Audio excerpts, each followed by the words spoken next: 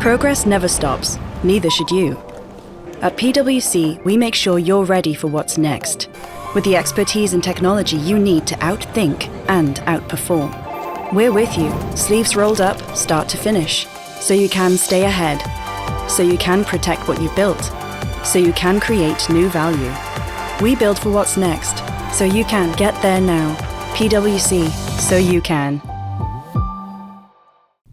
Bom, boa tarde a todos vocês, sejam muito bem-vindos à segunda edição do Money Report Next Generation. Desta vez, nosso anfitrião e mentor, Marco Castro, que é o sócio e CEO aqui da PwC, que cedeu aqui esse espaço que hoje estamos aqui reunidos.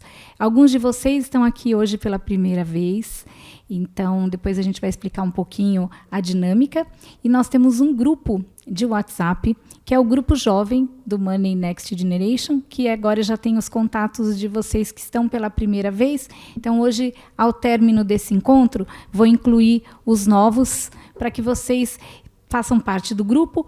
O grupo, diariamente, o Aloysio compartilha alguns artigos dele, alguns artigos de opinião e algumas informações que são importantes para vocês. Alguns já estão trabalhando, outros estão iniciando a vida profissional, estão cursando faculdade, e é uma forma de vocês estarem atualizados com os fatos importantes do dia a dia, para que comecem a interagir, a entender um pouco do que está acontecendo no país, que impacta diariamente nos negócios, no dia a dia das empresas. Então, é importante vocês investirem um pouco também em atualizar o que está se passando no mundo.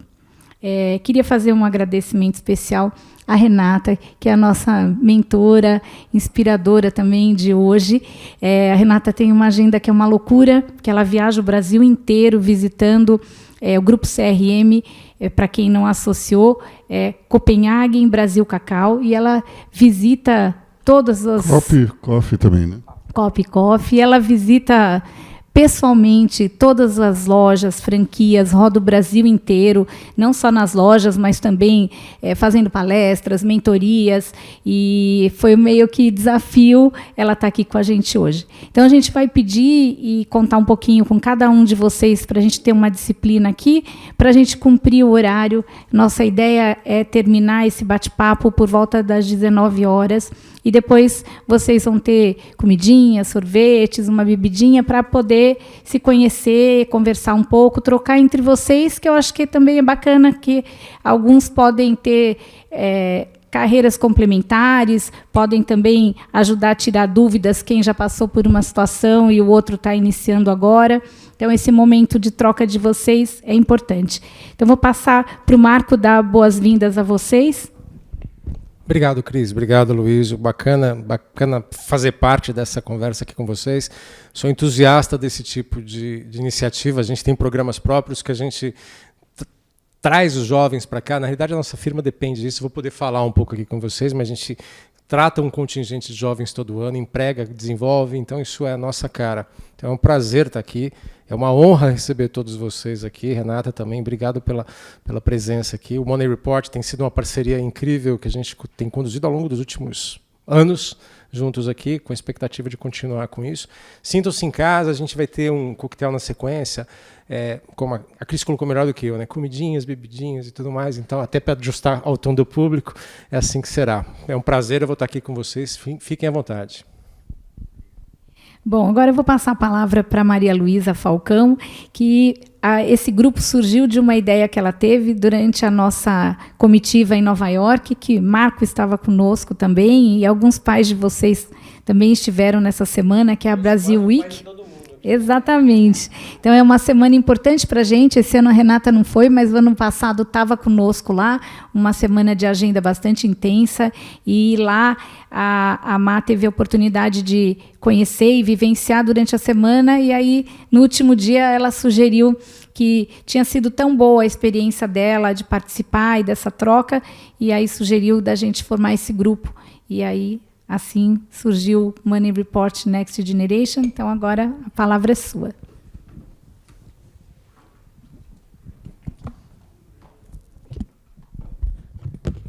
Boa tarde, meu nome é Maria Luísa e essa iniciativa foi pensada para criar conteúdos envolvendo empreendedorismo e sucessão familiar. A ideia é reunir herdeiros de empresas e profissionais em início de carreira que estão se destacando em suas áreas.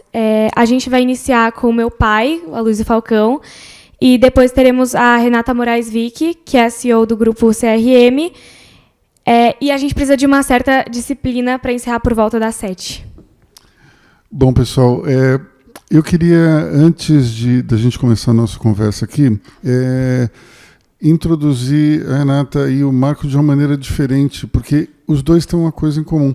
Eles começaram como estagiários nas empresas em que eles se transformaram em CEOs. Então, acho que isso tem uma simbologia muito forte na hora que a gente vai escutar essas experiências e também acho que servem de inspiração para vocês, né? Eu acho que no caso da Renata, ela começa numa empresa na qual o pai havia comprado, mas ela nunca foi vista como a filha do dono, como ela vai contar aqui para vocês. E o Marco começou bem novinho também, numa companhia multinacional presente em mais de 150 países e chegou à posição máxima aqui no Brasil, sendo que você já deu uma rodada bem razoável, não só dentro do Brasil, como também fora do país. Então, eu acho que vale a pena, são duas experiências incríveis que a gente precisa compartilhar com vocês. E depois disso, acho que vem a melhor parte, que é a troca, que vocês vão poder perguntar o que vocês quiserem para os dois. Eu acho que vai valer muito a pena. Então, sem mais delongas, começando pela Renata, por favor.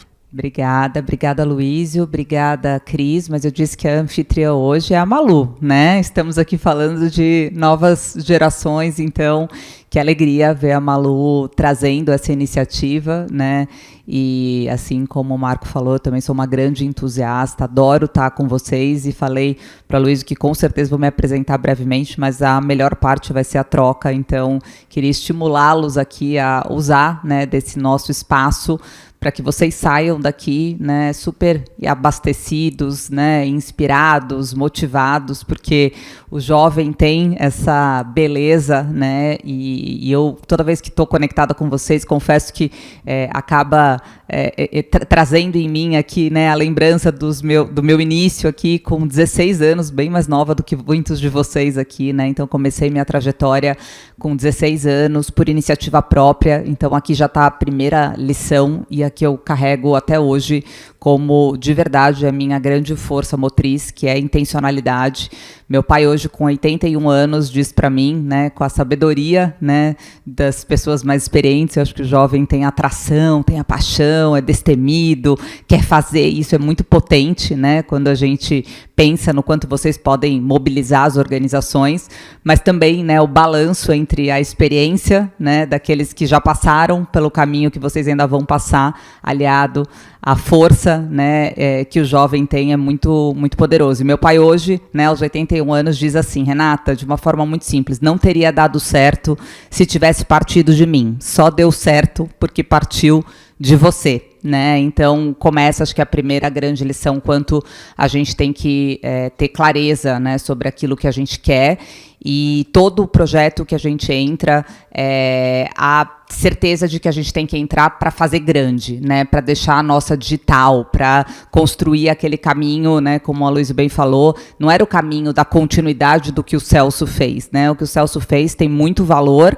e é a história dele, né, assim como o que eu construí, né, tem o valor da minha digital, daquilo que eu tive a oportunidade de construir. Então, eu entrei na companhia, nós tínhamos um faturamento de 35 milhões, hoje nós temos um faturamento de 2 bilhões de reais, então eu entendo que eu tive a grande oportunidade de não suceder o meu pai, mas de construir, né, uma grande empresa ao lado dele. Eu tive Posso só contar para eles uma coisa que eu acho que é super importante. Hoje vocês olham para Copenhague Só que vocês não têm ideia do que era a Copenhagen antes. Para vocês terem ideia, sabe onde fica o Kinoplex? Vocês vão assistir cinema lá, né? Brascan ali. Ali era a fábrica da Copenhagen. No meio do Itaim. Imagina uma fábrica de chocolate hoje produzindo 7.000 toneladas no Itaim, né? Então, eu estudava abastecendo 1.300 lojas no Brasil todo. Eu estudava no Nossa Senhora das Graças, na Tabapuã, e lá pelas 10 horas vinha o cheiro do chocolate da Copenhagen. Era uma coisa incrível. Agora, houve vários interessados em comprar a Copenhagen. Agora, o pai da Renata, ele foi muito ousado, porque sempre os donos antigos falavam assim, bom, a condição para vender a Copenhagen é sair, tirar a fábrica o mais rápido possível daqui. Porque eles 10 queriam... meses para tirar uma fábrica que era totalmente artesanal. Então, uns falavam 2 anos, 5 anos, e quantos meses o seu pai falou? 6 meses. E eu brinco que o empreendedor, ele tem coragem, ele é voraz, ele é apaixonado pelas suas ideias, né? E ele descomplica muitas coisas, né? Que grandes players acabam, de certa forma, indo por um caminho um pouco mais complexo, né? E o meu pai sempre trouxe esse viés de que ele acreditava na ideia, ele entendia que era uma marca muito forte, ele via o potencial e que se o desafio era tirar a fábrica, esse desafio teria que ser superado, né? Então, para vocês terem uma ideia, o terreno valia mais do que a empresa. Na época, o terreno valia mais do que a empresa, né? Então, eu entrei em 98, né? Já fazem 27 anos, são 3 décadas de chocolate nas veias, e tive o meu primeiro desafio, que era estabelecer o sistema de franquias no Brasil. Isso não existia também, hoje para vocês é muito familiar, né? Pensar que o modelo de franquias é um canal pujante, de baixo capital intensivo para expansão, mas eu lembro de redigir a primeira circular de oferta para o mercado, né? Eu, Boticário e Arezzo, assim, nós, como Copenhagen, fomos os precursores no modelo de franquias. Então, quando eu entrei, eram 35 milhões de faturamento e 90 comodatos. Nem sei se vocês sabem o que é isso, mas era, né, quase que um papel de pão, literalmente, onde a gente, a palavra comodato significa que a gente praticamente arrendava o logo, né? Você emprestava o logo para as pessoas venderem os produtos, né, sob a chancela da marca Copenhagen. E eu vi ali foi a minha primeira digital, ali foi o meu primeiro grande projeto. Eu falei, essa marca é muito forte, muito pujante, e a gente tem como, né, eu estudava na época, olha como é importante tal do grupo do WhatsApp e outras fontes que vocês precisam se abastecer. Eu sempre fui uma aficionada por entender varejo e comportamento consumidor. Até hoje, são horas e horas de estudo e são as 2 disciplinas que eu amo estudar. E eu vinha acompanhando esse movimento muito forte nos Estados Unidos, né? O modelo de franquias começa lá e eu falei, puxa, por que não trazer isso com 16 anos, né? Meu pai nem sabia o que era franquia. Ele falou, o que é franquia? Não sei o que é isso. E aí, enfim, nós começamos a estabelecer o modelo de franquias, levamos a quase 400 lojas, dos 90 comodatos a 400 lojas, até que eu entendi que a decisão mais difícil que eu tomaria, né, nessas 3 décadas é mudar tudo ao redor de Copenhagen para não mudar a Copenhagen no que tange o posicionamento que a marca tem. Para isso, ela precisa ser sempre relevante, para isso ela precisa inovar como precursora, mas ela não pode flexibilizar o posicionamento de território, de target que ela opera. E aí eu trouxe a Brasil Cacau para o nosso portfólio, né, isso há 15, 16 anos atrás, num momento muito particular da minha vida pessoal, porque eu estava grávida do meu filho, que hoje tem a idade de vocês, inclusive alguns amigos do Bruno aí na plateia. Bruno tem 18 anos, muito, talvez, alinhado aqui com alguns de vocês. E eu tive uma gravidez muito difícil, eu fiquei 6 meses, o Bruno nasceu de 27 semanas, 2 meses de UTI, e eu entrei em junho, só saí em outubro. Eu fiquei 4 meses, literalmente, acamada, sem poder nem mesmo levantar para ir ao toalete. Então, eu empreendi a Brasil Cacau numa cama de hospital. E eu falo que são os meus 2 bebês, né? O Bruno e a Brasil Cacau, os 2 Bs da minha vida.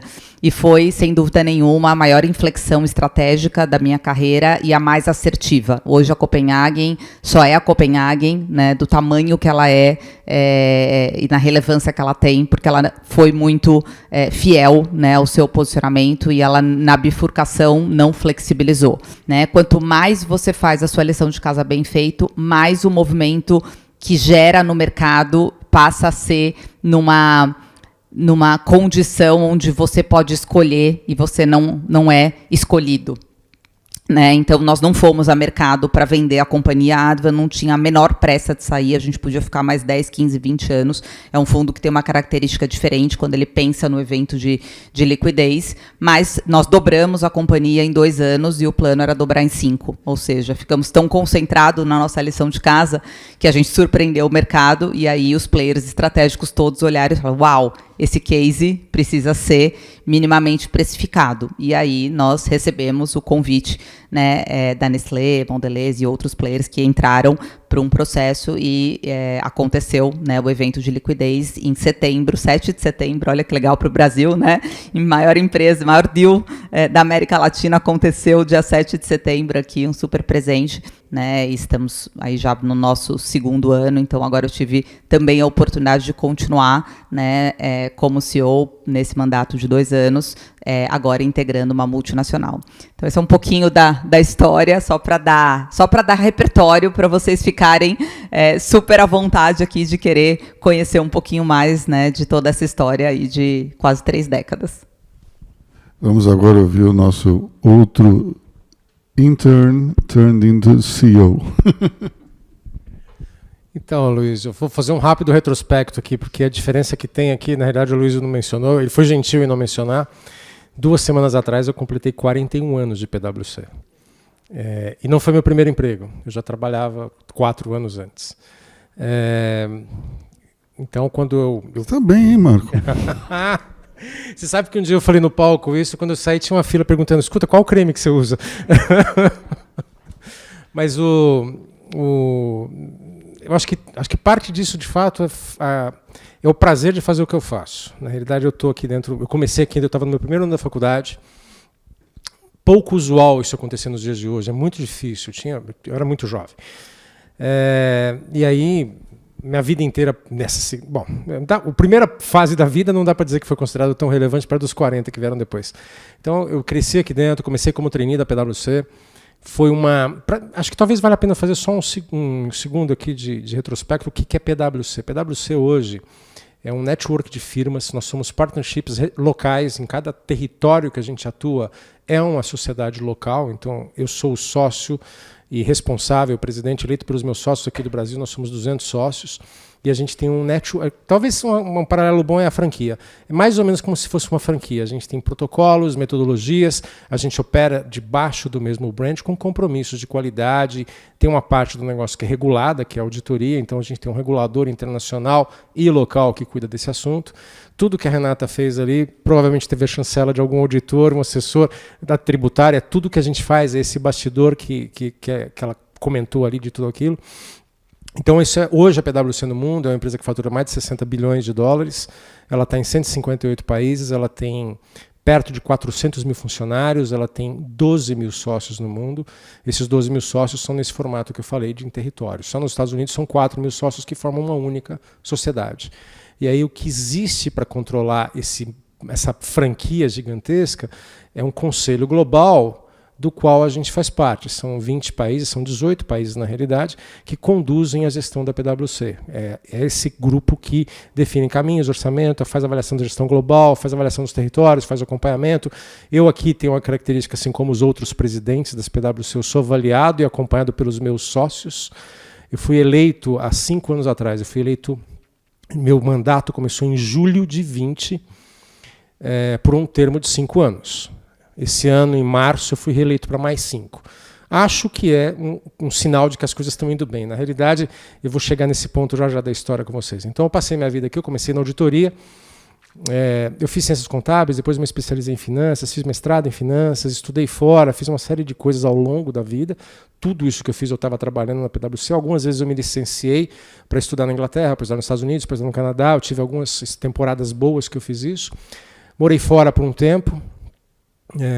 Fui admitido à sociedade no Brasil muito jovem, na época eu não tinha 30 anos de idade quando eu fui admitido à sociedade, e morei por um período. Quando eu voltei, eu assumi a liderança de algumas áreas do Brasil. Eu voltei de Nova York e fui para Salvador. Os meus amigos baianos dizem que foi o maior upgrade da minha vida, porque eu fui para a Bahia, e é óbvio que a gente conhece de Nizam vários outros que diriam isso com a mesma facilidade, né? Afinal, o baiano não nasce, ele estreia. Ele estreia.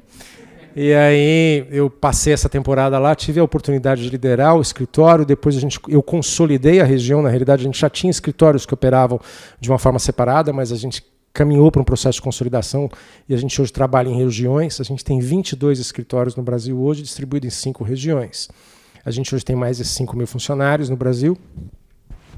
E a gente tem aí, depois da minha volta, quando eu voltei de Salvador para São Paulo, eu fui eleito para o board, a gente tem uma estrutura de governança também, então eu participei minha vida inteira nessa gestão, e aí chegou julho de 20, eu fui eleito e foi a maior frustração da minha vida porque eu não pude celebrar com os meus sócios. Naquela época eu já tinha bastante tempo de PwC, você espera que quando você é eleito assim por um grupo de quase 200 sócios, que você pode fazer no mínimo um jantar, uma comemoração, um agradecimento. Não, estava todo mundo isolado, a gente fechou os nossos escritórios no Brasil em 20 de março, e a gente só retornou a ter escritórios em operação em janeiro de 22. Então a gente ficou quase 2 anos fechado. Na realidade eu forcei um pouco a barra, porque parte do que estava no meu mandato e no combinado que eu tinha feito com os meus sócios que me elegeram, é que a gente ia fazer uma mega transformação da PwC a partir da minha eleição. Tanto que aí vários de vocês não conheceram a PwC antes, provavelmente a Renata tem uma lembrança, o Aloysio seguramente conheceu. Se eu tivesse aqui há 6 anos atrás com vocês, provavelmente não estaria nesse prédio, porque não era aqui que a gente ficava. Eu estaria em frente ao Santuário Palmeirense, que é ali na Barra Funda. A gente tinha um prédio de 20 andares ali, que era onde ficava o nosso escritório, quase 20 anos naquela região. Antes disso, ficava na Praça da República, na Rua General Jardim. E vocês são a fusão da Pricewaterhouse com a Coopers, PwC. Na realidade a história é bem complicada, mas chegou um momento, vamos contar aí do passado mais recente, a gente teve uma época que a gente era PwP, PricewaterhousePitch aqui no Brasil, era assim que a gente operava, era mais ou menos como a Linde junto com a Copenhagen. Pittman Warwick, exatamente, né? Eram 2 concorrentes que aqui no Brasil operavam juntos. E a uma certa altura a gente separou, ficou só PW, o P virou o P da KPMG, foi uma operação global, e aí a gente ficou PW, só que nessa época a gente saiu da Avenida Ipiranga com a São João, que era onde ficava o nosso escritório, onde era a sede também do Citibank, e mudou para General Jardim. E aí a gente ficou sob o nome de PW por muito tempo, eu entrei, era Pricewaterhouse o nome, e em 99 a gente juntou com a Coopers globalmente. Aqui no Brasil não teve a fusão. Coopers and Lybrand. Coopers and Lybrand. Quando eu entrei, nós nos referimos como Big 8. Hoje a gente se refere como Big 4. Eu odeio dizer isso. Eu não gosto de dizer que a PwC é uma das Big 4. A PwC é a PwC. As outras são as outras. E aí, o que aconteceu, a fusão foi global e a gente não fez a fusão no Brasil. Então, o que acabou acontecendo é que toda a carteira de cliente internacional da PwC veio para a PwC, que era PW no Brasil, e a gente não veio com os sócios nem com as pessoas. Então a gente teve uma aceleração de carreira gigantesca aqui dentro, foi ao mercado buscar gente tinha uma incompatibilidade gigantesca com a Coopers que operava no Brasil na época. Mas é assim que a gente chegou. A gente tem mais uma, o Aloysio abriu aqui falando do que temos em comum, né? De termos começado como trainee, estagiário e do CEO. Nós assumimos como CEO em 2020. Eu também assumi em 2020. Então, mais uma coincidência. Eu também queria comemorar e as pessoas queriam comemorar porque elas esperavam ganhar um chocolate. Era um pouco mais gostoso, né? Eu também não pude comemorar, mas eu mandei um chocolatinho para todo mundo. Não, foi uma frustração muito grande. Eu me lembro que, na época, uma das primeiras coisas que eu fiz, a gente passou a assessorar o governo do Estado de São Paulo no plano Covid. A gente, na realidade, tudo que aconteceu no plano Covid, não foram palavras minhas, da Patrícia Ellen, mas do João na época lá, foi a PwC que estava nos bastidores, porque a gente fez toda a operação, todo o dashboard, todas as instalações. A fábrica do Butantan foi um processo que a gente acompanhou, tudo acompanhado pela PwC, não só na auditoria, mas a gente fez muita coisa na gestão desse processo todo. Como a gente trabalhava com o Estado de São Paulo, a minha decisão foi acompanhar o rigor do Estado de São Paulo. Então a gente fechou todos os escritórios no Brasil pelo mesmo período que a gente fez as quarentenas em São Paulo. Foi bastante rigoroso. Isso me deu a oportunidade de eu começar a me desfazer dos escritórios velhos que eu tinha em São Paulo, paulatinamente. Todo mundo estava em casa e eu comecei a mudar o modelo de escritório que a gente tinha. Tanto que eu me lembro a primeira vez que eu falei para os sócios que ninguém ia ter mais sala na vida aqui, que a gente ia acabar com as salas da PwC. Ninguém prestou atenção, porque estava todo mundo em casa, ninguém estava nem aí com isso, estava todo mundo preocupado com saúde, com família, a gente morrendo, passando mal. Eu falei, você não vai ter mais sala? O cara nem sabia quando é que ele ia voltar para o escritório, então foi um alívio. eu também tive que montar uma estratégia, porque estava todo mundo isolado e eu precisava fazer um processo de rejuvenescimento do nosso brand e a forma como a gente ia se reposicionar. Lembra, era terno, gravata que a gente usava, normalmente era cinza, era bem chato, era camisa branca, terno cinza, gravata azul, era um negócio cansativo. A gente pegava um jovem que saía da faculdade, ou que estava iniciando a faculdade, que estava acostumado a usar jeans, não sei o quê, quando entrava no escritório a gente fazia ele envelhecer 20 anos, só na roupa. Era assim que era a mentalidade do nosso negócio, por isso que a gente tinha uma mentalidade de rígido, fechado, afastado. Então era isso que eu entrei para combater com todo mundo. Você acabava também atraindo os jovens que eram velhos de espírito também, né? Então, você sabe que nem sempre, porque parte até do que a gente está vendo aqui, a gente sempre se beneficiou disso, é por isso que a gente mantém programas específicos para isso. Tinha muitas famílias que falavam, famílias empresárias, que falavam assim, eu quero que meu filho passe um tempo aí. Então o moleque tinha que vir de um jeito ou de outro. Não era muita opção, né? Então, mas sempre foi. E na realidade a gente sempre teve um poder de atração muito grande para os jovens, porque não é inegável, uma empresa de prestação de serviços como a PwC é uma experiência de formação e desenvolvimento de carreira ímpar. Não existe velocidade de desenvolvimento de carreira como essa. Por isso que tem toda... Na realidade, eu faço parte de alguns grupos de CEO. A coisa mais impressionante é a quantidade de pessoas nesses grupos de CEO que passaram pela PwC em algum momento da vida, ou iniciando carreira, ou tiveram uma experiência em alguma área que estava se especializando. É impressionante isso. E aí a gente conseguiu promover uma mudança gigantesca nessa história toda, mudamos os escritórios. O que vocês estão vendo aqui, esse escritório aqui é uma obra de arte. Isso aqui é uma obra de arte feita pelos arquitetos que adoro os arquitetos, tenho uma convivência muito íntima com eles, há muito tempo eu os conheço. Inclusive, tem alguém que já está sorrindo aqui na plateia, né? Meu apartamento, inclusive, está sendo... Dois filhos aqui, né, presentes, representando esse escritório. Vamos falar o nome, Marcos? Então, a tia One Heart, né, eles que fizeram, né, essa obra-prima aqui. Projeto espetacular aqui. E, na realidade, foi uma construção conjunta. Essa é uma das características que eu gosto muito do pessoal da Tia. Isso aqui, a gente começou a obra em janeiro de 20, ficou pronto em abril de 22, desculpa. 22. Janeiro de 22, abril de 22. Foi 4 meses de execução para esse escritório ficar desse jeito. Se tiverem uma chance, depois dê uma olhada no andar, a gente depois pode facilitar um caminho aqui. Mas era o seguinte, domingo sim, domingo não, eu vim aqui com o Ivo, com o Sérgio Thier, para a gente poder ver detalhes da obra e tomar decisões e o negócio ser executado. Eles foram de eficiência espetacular. Então, assim como eu sou muito grato a tudo que eles fizeram, eu tenho certeza que eles são muito gratos ao que foi o produto, porque virou uma vitrine para eles isso aqui. Até hoje, esse escritório já completou 3 anos, até hoje a gente recebe pessoas aqui que eles mandam potenciais clientes para ver o que eles fizeram e tudo mais. Ainda é uma obra de arte. O do Rio também, né? O do Rio de Janeiro, na realidade, a gente está fazendo com todos. Eles continuam, porque são 22, não dá para fazer tudo uma vez, né? Então a gente já fez mais da metade, mas está na evolução. E é mais ou menos essa trajetória, Luiz. Acho que aqueles que estão mais no mercado conseguem testemunhar a mudança do que a gente fez. A gente hoje é presente de forma avassaladora nas mídias sociais e a gente compara. Hoje eu tive uma reunião com o meu pessoal de marketing, que eu faço acompanhamento e metrificação, como é que a gente está se posicionando em todas as mídias sociais, como é que a gente leva as ideias. Recrutamento nosso é feito exclusivamente através de mídias sociais. No TikTok, a gente é a única empresa de prestação de serviço profissional que está atuando no TikTok e vários de nós são influencers e participantes no TikTok. Tudo que a gente faz aqui, de uma certa forma, é reformatado para conversar com essas mídias. Por que isso? Porque todo ano a gente contrata de 700 a 1.000 jovens, todo ano na PwC Brasil.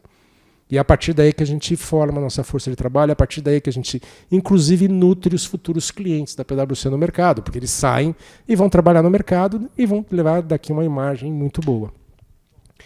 Tem mais para falar, mas eu não vou desgastar com isso. Eu vou deixar para que as perguntas transcorram. Mas acho que essa é mais ou menos um retrospecto do que a gente fez ao longo desse tempo. Hoje a gente é a empresa líder. A gente atua em vários setores, mas a gente selecionou 4 setores como os prioritários da PwC Brasil, que é o setor de Financial Services, Retail and Consumer, Energy Utilities e o agronegócio, o agribusiness. Uma das experiências mais marcantes que a gente fez na minha gestão, nesses primeiros 5 anos que passou, em novembro de 22, a gente adquiriu um hub de inovação no agro. Não existe uma empresa de prestação de serviço profissional no mundo, nem na PwC, nem fora da PwC, nem no Brasil, que decidiu investir num hub de inovação como a gente fez, porque é muito complexo fazer isso. O que acaba acontecendo quando você faz uma aquisição de um negócio como esse, você acaba destruindo o negócio com uma cultura tão poderosa como a do de quem comprou, como a da PwC. São raros os casos que você consegue manter essa dinâmica diferente. A gente teve uma estratégia diferente, uma governança diferente, e hoje o nosso hub de inovação é o maior hub de inovação no agro que existe no Hemisfério Sul. Ele é referência para o mundo inteiro. A gente vai estar às vésperas de fazer o nosso summit, que a gente faz lá sempre em Piracicaba, 2 dias, fim de outubro, e a gente coloca 1.700 pessoas, 1.400 pessoas ao vivo lá para ver tudo que a gente está falando, fazendo. A gente leva muito cliente para lá. Então tem uma série de inovações que a gente trouxe. Isso mudou a nossa imagem no mercado como um todo. Luiz, eu vou parar por aqui, senão eu não paro nunca. Vamos abrir o debate. Queria só fazer uma observação. O Marco levantou, a Renata também, um pouquinho do tempo, né, da pandemia, e que mesmo na pandemia aconteceram fatos bastante significativos na vida empresarial de todo mundo. Vocês, a maioria, são jovens, acho que sentiram até mais aquele período de isolamento. E então, uma das coisas que são muito valiosas na vida da gente, na carreira, são essas oportunidades de troca e de networking. Então, introduzam isso na vida de vocês desde cedo, porque o relacionamento que vocês vão construindo, as oportunidades que vocês vão ter conhecendo pessoas, sejam jovens como vocês ou mais velhas, vão ser valiosas no decorrer da vida profissional de vocês. Então, isso é tão valioso quanto a formação acadêmica que vocês têm ou tiveram, mas as relações que vocês começarem a construir, elas vão definir muitos próximos passos da vida profissional e pessoal de cada um de vocês. Bom, vamos lá então. Alguém tem alguma pergunta?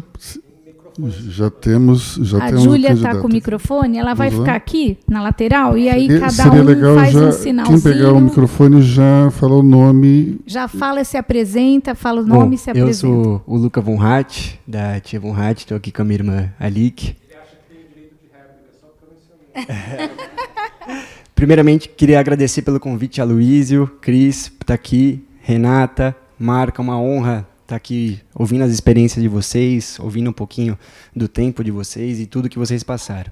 Queria agradecer especialmente ao Marco também por ceder o escritório aqui. Eu admito que eu sempre tinha visto por foto, por vídeo, mas agora é até mais bonito presencialmente.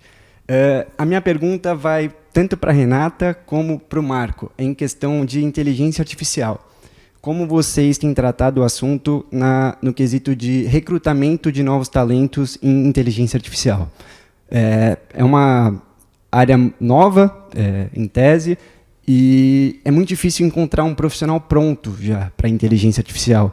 Como vocês, como CEOs, como líderes, têm tomado essas decisões e tratar dessa parte de recrutamento de novos talentos focado na área de inteligência artificial? Antes da Renata começar a responder, fazer um comentário para a Cris, que o DNA do Ivo é poderoso, né?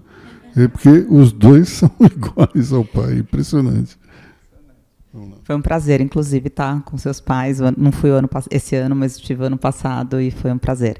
Eu acho que você colocou bem, é tudo muito novo, né? E nós temos que estar extremamente atentos. Essa é uma agenda muito relevante e que vai, sem dúvida nenhuma, ser predominante, né? Nós do Grupo CRM, a gente entende, estando hoje dentro de Nestlé, tem sido uma grande vantagem, né, competitiva, porque, de fato, a gente consegue unir esforços, né, desde a área de CMI, que está estudando como toda essa transformação vai acontecer, especialmente essa semana, fico feliz de estar, porque eu estou com esse assunto muito fresco, porque nós estávamos, como a Cris abriu aqui, falou, a Renata viaja, né, o Brasil todo, eu visito mais de 250 lojas por ano. Então, e eu falo que isso, sem dúvida nenhuma, é o que traz a maior temperatura, né, inclusive de como as mudanças acontecem. A gente consegue, estando na ponta, isso a inteligência artificial não vai substituir nunca, né, que é a temperatura do varejo, a relação humana, né, ali na ponta. Mas esses últimos 7 dias, falei para a Cris, eu ainda não voltei para casa, eu vim direto aqui, porque eu estou há 7 dias, 5 destinos em 7 dias, foi uma loucura. Mas a gente estava no off-site da Nestlé e a gente teve a oportunidade de estar com o Piero, a gente teve a oportunidade de estar com o CEO da L'Oréal, que está fazendo um trabalho incrível, Marcelo. Tivemos a oportunidade de estar com o CEO do Google e todo mundo trazendo muito esse tema, né, da inteligência artificial. Como nós hoje aplicamos? A gente aplica ainda em atividades um pouco mais, vamos dizer assim, até transacionais, como search, enfim, e toda a parte burocrática, né, do processo. Então, hoje, a gente já consegue usar a AI para facilitar muito desse processo. Mas, assim como o Marco colocou, a gente trabalha muito na questão do quanto o plano de negócio e a marca tem que ser convidativa, tem que ser aspiracional para quem a gente vai recrutar. Então, o nosso trabalho está muito na base, né, de como a marca é relevante, né? Então, é isso que o Marco trouxe. Quer dizer, a gente também tem hoje, né, um olhar, por exemplo, vou trazer um exemplo aqui que eu acho que conecta talvez com vocês jovens, né? A gente tem uma plataforma de saudabilidade que chama-se a linha So Good, que hoje os jovens, né, consomem um chocolate Copenhagen de uma marca centenária de uma maneira completamente diferente do que, né, o Aloysio abriu aqui e falou, vocês não conheceram a fábrica do Itaim, mas provavelmente vocês já foram numa loja Copenhagen e tomaram um café Copenhagen e escolheram um bombom So Good. Essa é uma maneira, por exemplo, né, da gente recrutar jovens, né, fazer com que eles se conectem, né, com aquilo que a gente está gerando de relevância, né, de assunto para essa nova geração. Assim como, por exemplo, né, toda a plataforma, hoje uma empresa como o Grupo CRM faz 0 de mídia offline. A gente já teve budget de 100 milhões de reais só para mídia offline. Hoje a gente só faz mídia voltada para o online e muito forte em TikTok e Instagram, né? Então, assim, mudou completamente a forma como o Grupo CRM posiciona as marcas, tanto Copenhagen como Brasil Cacau. Mas, especificamente sobre a sua pergunta, em recrutamento social, ainda muito de forma transacional, eu acho que a gente ainda tem muito a evoluir, não acho que a gente uma grande referência, assim, no que já está se fazendo, acho que a gente ainda precisa olhar para isso com mais cuidado, mas tem um viés que eu acho que é muito específico do nosso setor, que eu queria compartilhar com vocês, que pode ser super interessante para quem está pensando em empreender, que é como a gente já tem usado AI para recrutamento de leads para franquias. Isso é um case super legal, né? Então, pensa que hoje a gente levaria, né, muito tempo de colocar 50 pessoas dentro de uma sala, explicar o que é a franquia, selecionar quem tem capital, fazer entrevista, né, fazer o encantamento, fazer todo o processo passo a passo, desde ele entrar, preencher todas as fichas de aprovação, etc, etc. Então, isso hoje, AI já consegue nos ajudar, né? Hoje a gente já sabe, inclusive, como segmentar a mídia correta para buscar aquele lead específico que quer uma franquia naquela micro-região, né? A gente já consegue entender quem é o lead do bairro da cidade X, né, PTO. Então, eu acho que nesse aspecto é algo muito específico do nosso setor, mas a gente não viu ainda outras franqueadoras estando um pouco mais à frente dessa agenda e a gente já está um pouco mais evoluído. Então, agora, trazer uma perspectiva diferente, né? O negócio que eu tenho aqui, que a gente conduz, é um negócio de conhecimento. Isso é o que a gente faz. A gente não tem nenhum produto, a gente não entrega nada de prateleira, a gente não tem uma linha de produção, é um negócio diferente. De fato, a gente vende conhecimento. É o que uma empresa de consultoria faz, é o que uma empresa de assessoria tributária faz, é o que uma empresa de auditoria faz. A tecnologia está no centro de tudo que a gente faz. A gente há tempos trabalha com tecnologia como o backbone, a plataforma de tudo que a gente faz. A gente tem uma força enorme aqui de pessoas para fazer implantação de ferramentas novas, ERPs e tudo mais. A gente é parceiro de SAP, Oracle, Salesforce, Workday, são todos que a gente implementa aqui no Brasil, então isso é uma parte importante. Então, tecnologia está aqui dentro. A chegada dessa movimentação toda de inteligência artificial nos coloca também num desafio muito grande de fazer com que isso seja embarcado no que a gente faz. E, na realidade, a gente tem dois desafios. Primeiro, embarcar isso no que a gente faz e no nosso modelo de negócio, que é mais ou menos o desafio de todas as empresas. Todas as empresas vão ter que passar por isso, porque serão desafiadas por aqueles que estão adotando inteligência artificial mais rapidamente. Não importa o segmento que você está. Hoje de manhã eu estava na Intel com o Salute, a gente estava conversando. Eles têm uma plena convicção no ambiente de engenharia, meu filho também faz engenharia na Poli, então todas as empresas são empresas de tecnologia e qualquer outra coisa. É isso que vai ser o futuro. Porque é a tecnologia que vai pautar todas as decisões que você vai tomar. Onde você vai abrir uma loja, o que você vai fazer, o que você vai vender, gosto do consumidor, quem é o seu comprador, onde tem dinheiro, onde não tem, fecho aqui. Então, essa é a que está por detrás de tudo isso. E da outra ponta, a gente também é desafiado o tempo todo, e por isso a gente precisa investir em especialistas, porque a gente entrega a implantação de inteligência artificial como motor para soluções dos nossos clientes. Eles nos procuram isso hoje. O Bradesco, que é um grande cliente de consultoria nosso, não vai renovar um contrato, não vai chamar a gente para fazer nada se a gente não tiver uma solução que embarca inteligência artificial na ponta para ele ganhar efetividade, lucratividade, rapidez, eficiência, segurança, qualidade. A gente, inclusive, tem um case gigantesco que a gente está se debatendo agora para finalizar, que é o tema de fraude no mercado de seguros. Isso é um tema absurdo. Detalhe chato, talvez, para muitos, mas praticamente 1/3 do mercado de seguros é fraude. De tudo que é feito, 1/3 é fraude. Não existe, não precisaria ter gasto. Isso é um desafio gigantesco para esse mercado. E a inteligência artificial será uma parte dessa solução gigantesca, assim como também é parte da ameaça, porque, lembra, ela é uma arma também para o outro lado. E isso tem sido um desafio muito grande. Acho que vocês talvez não sintam isso ainda, os mais velhos talvez, ou aqueles que têm uma atividade financeira maior, mas o celular não para de tocar com alguém querendo fraudar a sua conta bancária. Todos os níveis. A fraude que a gente vê falar no INSS tem um motor gigantesco de coisa que aconteceu com inteligência artificial e tecnologia por trás disso. A gente hoje é refém disso se a gente não se posicionar. O maior provedor de cibersegurança que tem no Brasil hoje, o líder para prover soluções de cibersegurança no Brasil hoje é a PwC. A gente tem um instituto que chama Gartner. Gartner ele mapeia toda a área de tecnologia. E ele tem lá um negócio que ele chama que é o quadrante mágico, que são as empresas que se destacam em cada um dos segmentos. Então, qualquer empresa que teve uma crise, alguma coisa, não sabe para quem ligar, liga para o Gartner e fala, olha, eu fui invadido, eu estou com uma coisa. A primeira empresa que ele vai recomendar é a PwC. A gente tem sido o primeiro, e aí a gente desenvolveu essa tecnologia ao longo da pandemia. A quantidade de invasão que aconteceu ao longo da pandemia aqui no Brasil é simplesmente assustadora.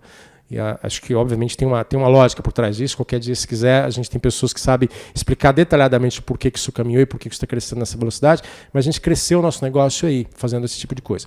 Então, uma das iniciativas que a gente tem, a gente começou há 2 anos atrás a fazer um reskilling de toda a nossa força global no tema de tecnologia e inteligência artificial no centro. A gente fez um investimento de $2 bilhões global, e aí a gente tira uma vantagem muito grande dessa tecnologia que a gente tem, desse network que a gente tem. E outro investimento que a gente tem uma parceria com a OpenAI. A gente tem hoje, diariamente, 800 pessoas que trabalham na PwC dentro da OpenAI, desenvolvendo soluções junto com a OpenAI. E a gente tem uma solução que já está entrando no seu 2º ano, que é um negócio que a gente chama de Chat PwC, que é exatamente uma versão do que a gente conhece no mercado, feita para o nosso ambiente fechado.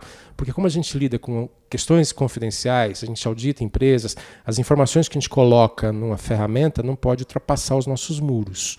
Por isso não dá para usar um chat de GPT, não dá para usar um Gemini, não dá para usar... que são ferramentas incríveis, não tem uma crítica nenhuma a isso, mas tem um tema de segurança que para a gente é vital. E por isso a gente precisa ter os nossos motores internos. Então, treinamento dessa massa, desenvolvimento de soluções de forma centralizada. A gente hoje tem um investimento central para desenvolver soluções de tecnologia que endereçam o tema de inteligência artificial, e a gente tem evoluído com isso. A gente inclusive testa as primeiras versões da nova versão. A gente testa o que será a nova versão do chat GPT. Toda hora que eu vou falar, eu falo do PwC. Chat GPT a gente testa antes no nosso ambiente, antes de ir para o mercado. A gente virou o primeiro modelo para isso. Microsoft é o nosso maior parceiro global hoje em prover serviços.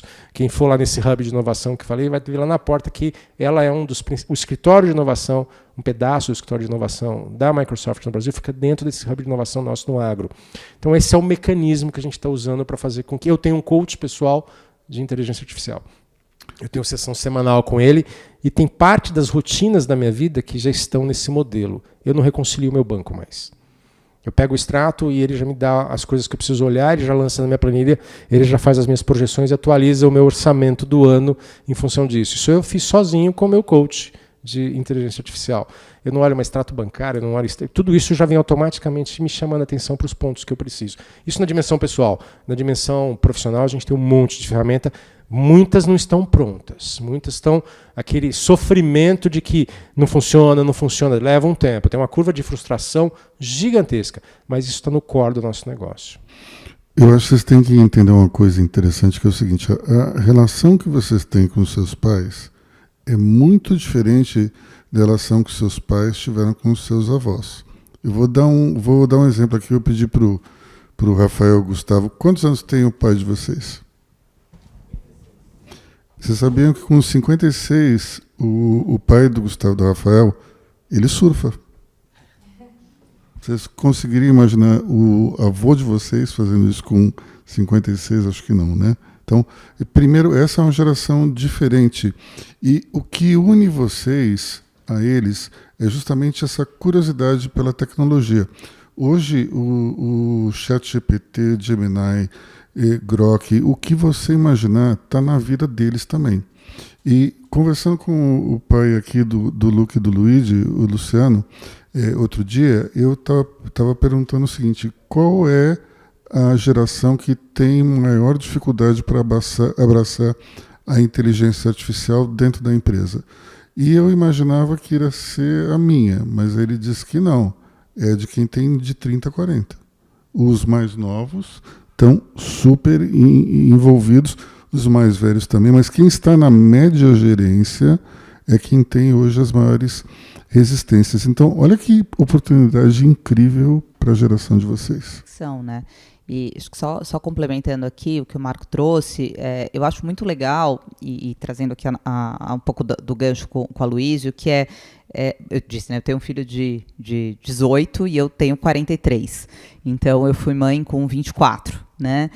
Então, é muito legal, porque a gente é super parceiro, né? E eu vejo que não existe mesmo realmente essa discrepância entre exatamente esse exemplo do extrato, tá? Esse exemplo do extrato, né? Eu faço isso da mesma maneira, só calculo o desvio padrão, só entendo o que fugiu dentro do budget usual, etc. E o Bruno, com 18 anos, tendo um budget proporcional, né, aos 18 anos, faz a mesma coisa, né? Então é muito comum que na mesa do jantar a gente discuta, inclusive, como ele está fazendo um prompt melhor que o meu, né? Porque a gente falou muito aqui, eu adorei ouvir o Marco, mas acho que a gente esquece, né, que de novo, talvez o maior desafio do futuro, né, não vai ser a gente ter a melhor solução. A melhor solução, eu concordo, todos nós aqui seremos empresas de tecnologia. Alguns saíram mais na frente, outros terão que tentar buscar fazer esse catch-up com mais força, com menos força, com mais dor, com menos dor. Eu acho que o grande desafio é, de fato, como é que a gente prepara, né, vocês, inclusive, que já têm isso como algo extremamente natural e intrínseco à realidade de vocês nasceram já fazendo isso, né? O Bruno hoje não sabe o que é Google. A gente né, ia pesquisar alguma coisa, a gente se adaptou para entender, né, que o ChatGPT pode nos ajudar mais do que o Google. Mas eu vou viajar de férias com ele e ele faz, né, recomendação de qual é o melhor restaurante que nós, como família, considerando o que cada um gosta, né, que também não é igual, né, pelo TikTok, o review que ele viu, e ele não usa nem mais o Google para o Google Maps, né, nem mais. Ele se locomove pelos lugares usando outros tipos de ferramentas. Então, eu acho que hoje a gente teria, né, não vamos nos restringir a esse tema, porque acho que tem muito tema legal para a gente falar, de sucessão, de perfis, etc. Tal, mas pensando especificamente em inteligência artificial, talvez a provocação que eu deixo para vocês é o quanto vocês serão importantes para que vocês usem a inteligência artificial da melhor maneira. Né? O que eu mais ouvi nesses 3 dias de imersão é: o líder do futuro tem um grande desafio. Né? Porque a gente não pode perder a crítica, né? A crítica sobre o que a inteligência artificial gera, né? Como é que a gente faz ela trabalhar para a gente da melhor maneira. E a gente simulou isso com o Piero, foi muito legal. A gente fez prompts diferentes, né? Então, qual é o repertório, que é o que a Cris trouxe aqui? Não deixem de ampliar o repertório de vocês com networking, enfim, com toda a literatura necessária que vocês precisam, para que vocês sejam as pessoas mais preparadas para usar da tecnologia. Ela vai acontecer, gente. Não é aqui, né, que a gente vai mudar essa realidade. Ela vai acontecer. Mas o quanto vocês estarão mais preparados para fazer bom uso dela. Aloysio, só uma parte no tema e aí trazendo a sua comparação também com as gerações e tudo mais. A gente está muito enfronhado em todo o tema de tecnologia e tudo mais, até porque é parte da nossa vida, sempre trabalhamos com esse assunto. Claro que a gente tem que se atualizar nas tecnologias novas, mas sempre trabalhamos com isso. E aí o que a gente tem uma preocupação gigantesca, e a gente até pelo contato com os jovens que a gente tem, a dificuldade que a gente vem percebendo até nos processos de recrutamento, tem nos levado a ter uma preocupação adicional que toca no que você comentou. O Aloysio, você estava aqui quando eu trouxe o Jonathan Hyde aqui? Estava, então. Aliás, a gente comentou sobre ele ontem né? no jantar. Ontem à Então, noite. tem sido uma obsessão minha tratar esse assunto com os meus sócios e ver o que a gente pode fazer diferente em relação a isso, pela preocupação de que as pessoas estão se tornando ultra dependentes da tecnologia e estão achando que o que ela acessa aqui é o suficiente. Na realidade, no ponto que você trouxe, a gente tem dentro da nossa estratégia, do que a gente acredita, e por isso a gente tem movimentos paralelos para isso, a gente acha que o que vai fazer diferença são as pessoas que estão pilotando essas tecnologias. Na realidade, essa história de que vai acabar, não sei o quê, não vai acabar nada, vai ter profissões diferentes, claro que vai ser sofisticado alguma coisa, mas a diferença, a tecnologia não acabará e não vai ser melhor, ela vai substituir o ser humano, o cara que sabe manejar essa tecnologia vai estar muito melhor daquele que não sabe. Daquele que não tem os aparelhos necessários, o conhecimento, o repertório necessário para ir atrás disso. Jonathan Hyde é o cara que escreveu um livro, ele escreveu vários, um dos livros mais famosos dele é o que chama Geração Ansiosa.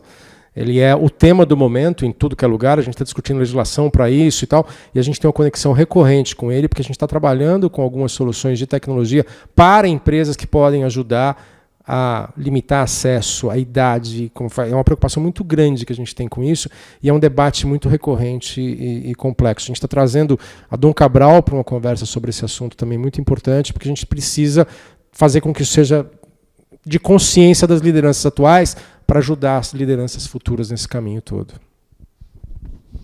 Vamos passar à frente, então? Vamos lá.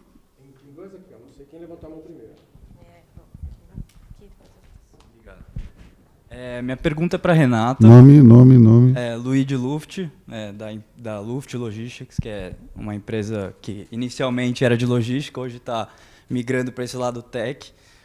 Mas o assunto é mais pessoal, é sobre o grupo CRM. E eu acho que um desafio que você provavelmente está enfrentando é essa nova geração que tem um consumo um pouco mais saudável.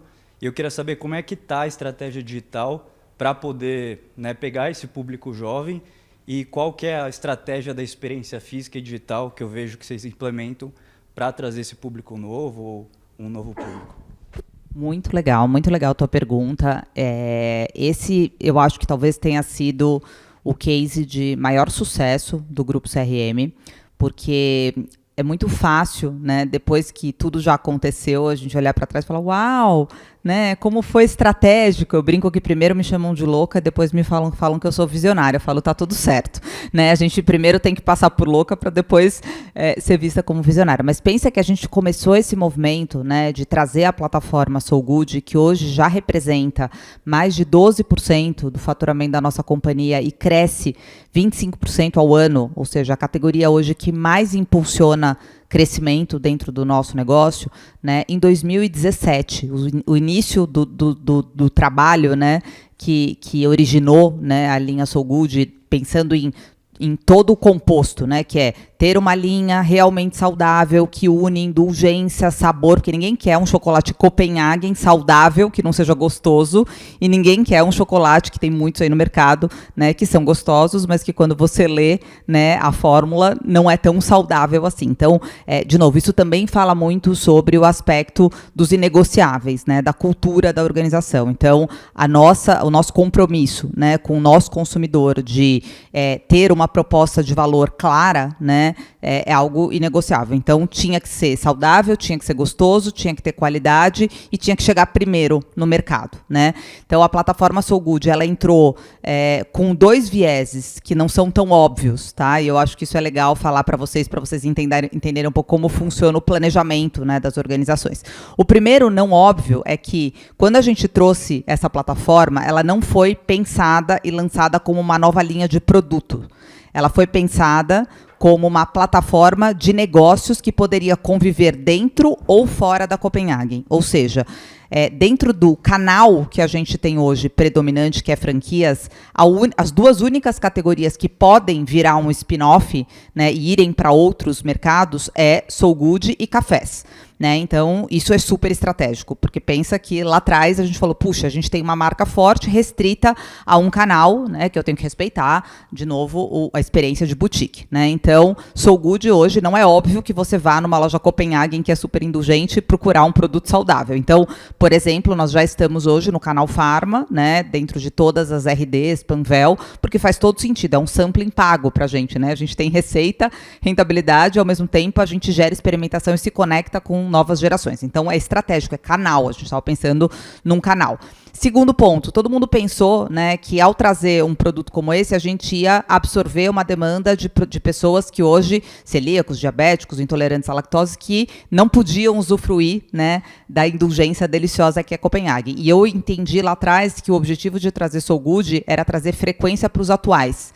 Ou seja, mesmo quem pode consumir Copenhagen todos os dias, não consome chocolate, né, todos os dias. A gente já tem uma autocrítica, né, de que não dá para a gente comer, é delicioso, minha benta, com certeza, uma língua de gato, mas não tá, né, todo dia na tua rotina. Mas no final de semana você não abre mão de ter, né, o seu momento Copenhagen. Então, era muito mais pensando em LTV do que pensando em abranger novos mercados. Abrangemos também, né, novos targets, sem dúvidas. Os celíacos ficaram muito felizes, os intolerantes à lactose também, né, e os diabéticos também, mas a gente conseguiu, e aí com base no Cop Club a gente consegue, também foi muito precursor, a gente tem hoje 15 milhões de clientes cadastrados na nossa base, e a gente viu que a gente se conectou muito mais com o Gen Z, que naturalmente já busca um lifestyle mais equilibrado, trouxe recorrência para os clientes atuais e conseguiu adquirir novos clientes. Então, assim, ROI maravilhoso, né, desse projeto.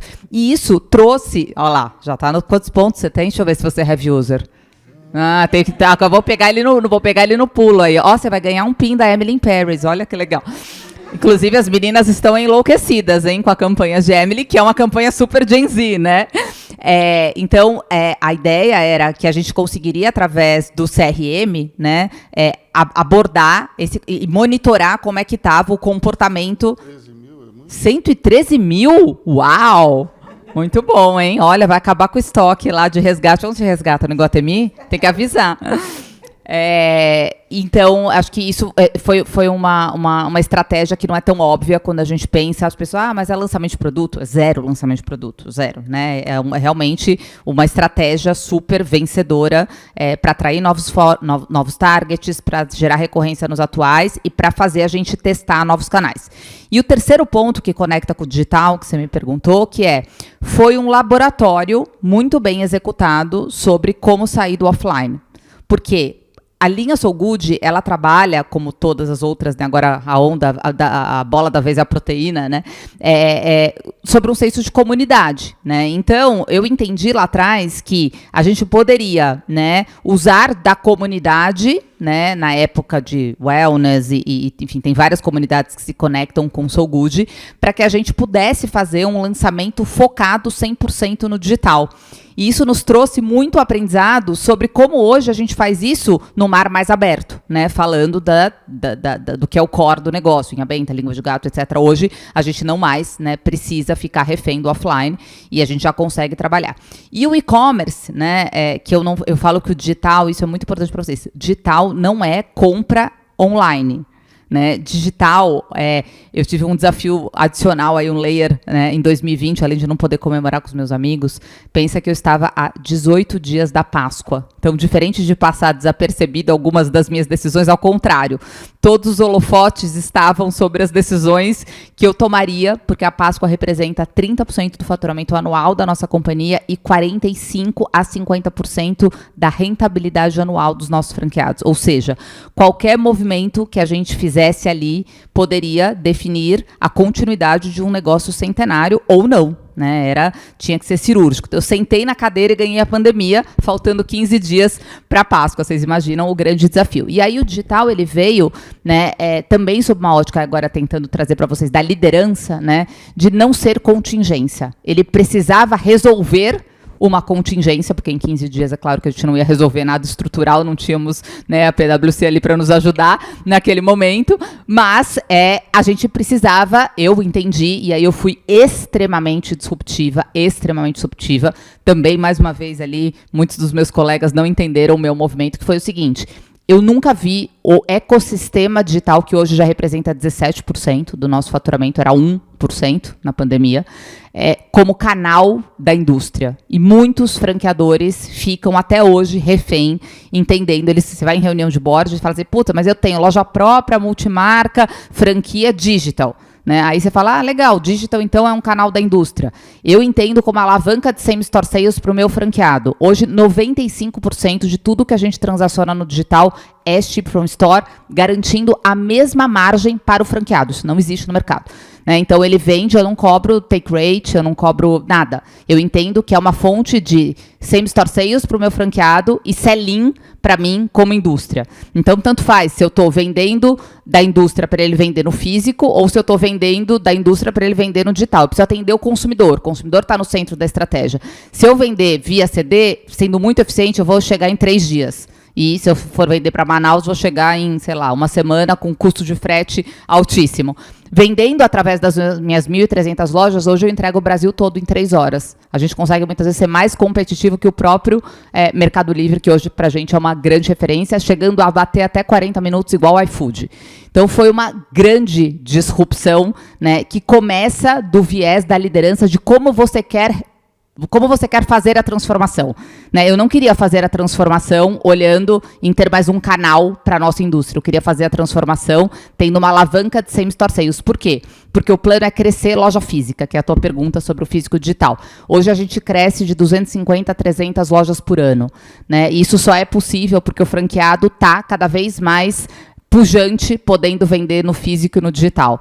Né? Então, quanto mais a gente fortalece o franqueado como principal stakeholder, mais a estratégia digital se torna relevante para o nosso negócio.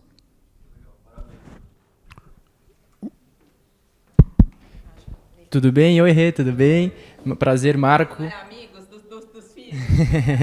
Prazer, Marco, Aloysio e Cris. Meu nome é Rafael Fernandes, eu sou filho do Marcelo Fernandes, do Grupo Gastronomia MF. E eu tenho 2 perguntas. Uma pergunta eu gostaria de ouvir a resposta tanto da Renata quanto do Marco, e a outra seria um pouco mais direcionada para a Renata. Assim como a Renata, eu também comecei a trabalhar com 15, a Renata foi com 16, né? Meu pai, nesse primeiro momento, foi uma obrigação, ele falou, você precisa conhecer os processos, etc. Então, eu comecei como lava-louça, lavando louça dos restaurantes, e depois eu peguei gosto pela coisa, falei, não, quero trabalhar, quero estar junto com o senhor. E aí, de lava-louça, eu fui para garçom, de garçom para chefe de cozinha, e eu falei, pô, pai, quero ganhar mais, como que eu faço? Eu falei, por aqui você para, se você quiser ganhar mais, você abre sua empresa. E aí, eu com 16, eu abri a minha empresa, digital também, eu construo site, construo aplicativo, e-commerce, software. Estou aí 2 anos no mercado já, e a minha pergunta, né, que eu gostaria de escutar dos dois é sobre gestão de agenda. Por quê? A Renata conhece, visita o Brasil inteiro, 250 lojas, que nem ela falou na semana passada. Imagina que loucura. Marco, 400 CEOs, funcionário pra caramba. Imagina a agenda também. E eu, mero microempreendedor, comecei na empresa em 2023. De 2023 para 2025, acho que não tive nenhum cliente, mas em 2025, até o meio do ano, eu saí de 0 clientes para 80. E aí a minha agenda, conciliando com faculdade, namoro, empresa, família, virou de cabeça para baixo. E então eu gostaria de entender, né? Tem uma regrinha de ouro? Tem alguma ferramenta especial? Tem um software mágico que consegue organizar tudo?